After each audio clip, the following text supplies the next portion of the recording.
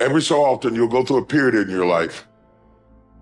You will see yourself as a failure because you don't see yourself operating in the way that you dreamed that you would. The pressure in your life right now has a purpose. It's not crushing you. It's pushing what's on the inside of you out. It shows you who you are. It's how you find out what's on the inside of you. I want to remind y'all of the power of the mind. You can think your way into stress. You can think your way into misery, frustration. But if you change your mind, it'll change your life. You just have to decide in your mind what you want it to be. You just have to wake up. You just have to break that negative spirit. You have to break through. There is nothing more practical than developing a vision. It's not some pie in the sky exercise. It's without a vision, you're chaotic and fragmented and hopeless and disappointed, and someone can stop you just by putting up a single obstacle. You're a house divided amongst itself.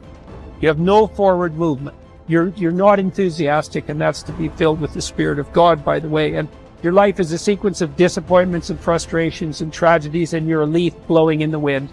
And that is not what you're called to be. That's not what you're called to be. You're called to be a visionary constructor of the paradisal vision. Really, that's who you are. Terrible as that is to apprehend. We already will lose everything we have to lose.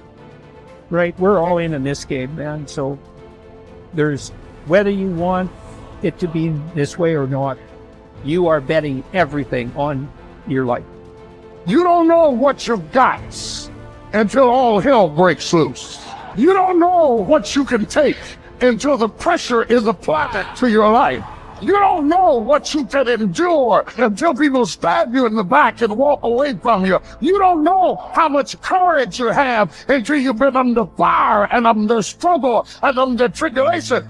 Just as nature takes every obstacle, every impediment, and works around it, turns it to its purposes, incorporates it into itself, so too, a rational being can turn each setback into raw material and use it to achieve its goal. You can make anything very tough for yourself, or you can do anything playfully. There is nothing really tough or easy. It is the way people experience it that something becomes very tough or something becomes a joyful process. If you make light of yourself, life will never sit heavy upon your heart. It will be light. But you think too much of yourself, everything will become difficult. Sitting, standing, somebody looked at you like this, so much difficulty, isn't it? Somebody did not look at you, so much difficulty. This is because you have made yourself bigger than what you are. You have ideas about yourself, exaggerated ideas about yourself. If you become too serious about who you are, then everything becomes difficult. If you carry yourself lightly, then everything is with ease.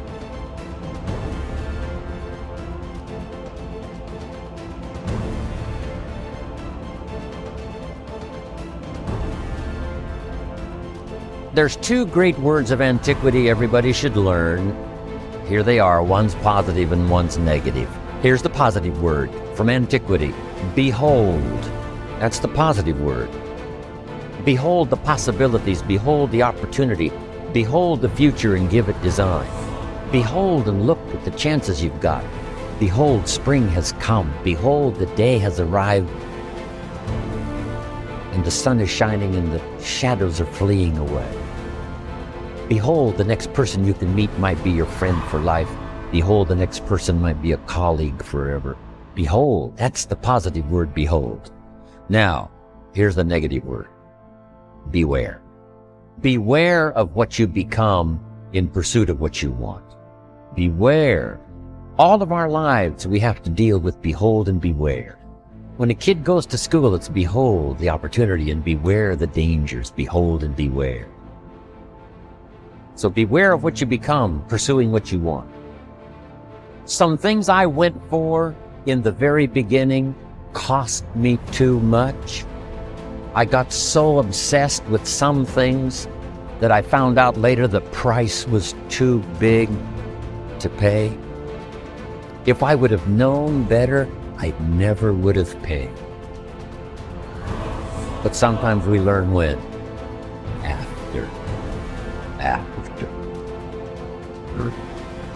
So don't become so obsessed with something that you lose your sense of reason, or it costs you your friends.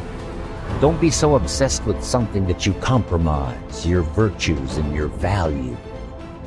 The story says Judas got the money. You say, well, that's a success story. No. It's true, 30 pieces of silver was a sizable sum of money, but it was not a success story. His name was Judas. Doesn't that ring a bell? It makes all the difference in the world. Judas got the money. Here's something interesting about the story of Judas. After he got the money, he was unhappy.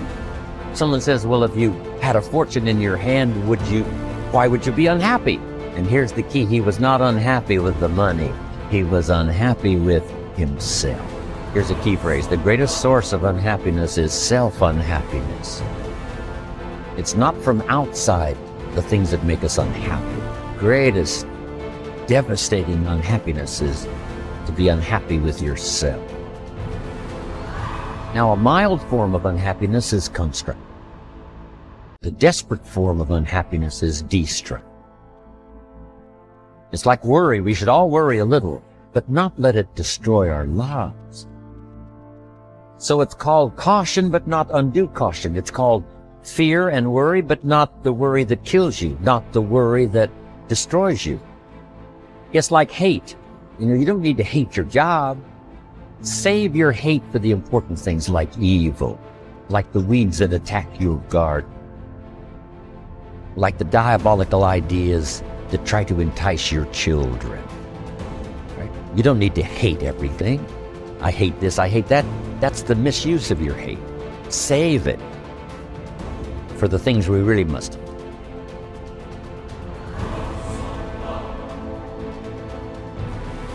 How long are you going to wait before you demand the best for yourself and in no instance bypass the discriminations of reason? You have been given the principles that you ought to endorse, and you have endorsed them.